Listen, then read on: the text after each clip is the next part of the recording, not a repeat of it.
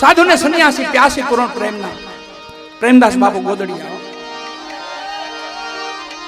रामदास बापू गोदड़िया, हरिराम बापा गोदड़िया અને પ્રેમદાસ બાપા ગોદડિયા, દશા રામ બાપાઓ જેને બજરંગદાસ બાપા દંડોત કરતા કરતા જેના દર્શન માટે જાતા, સતાર બાપુ એ પણ એમના દર્શને જતા. પૂજ્ય આપણા સમર્થ મહાપુરુષ પૂજ્ય કાનદાસ બાપુ અને નારાયણ બાપુ એ બેયનું બચપન રામ બાપાના હાથમાં આવો. બે બચપનમાં ત્યાં ભજનો કરતા.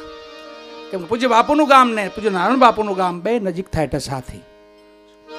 સોસલા અને આકડિયામાં પૂજ્ય નારાયણ બાપુ અને સોસલામાં પૂજ્ય કાનદાસ બાપુ.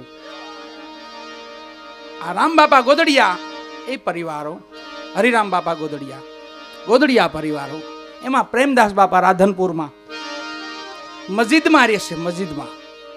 અને મુસ્લિમોએ વાંધો લીધો કે બાપુ તમે કોઈ બીજી સ્થાને ત્યાં આપનું નિવાસ સ્થાન કરો, અમારી મસ્જિદ છોડી દો, અમારે નમાઝ પઢવામાં તકલીફ પડે છે, અમને વિઘ્ન આવે છે.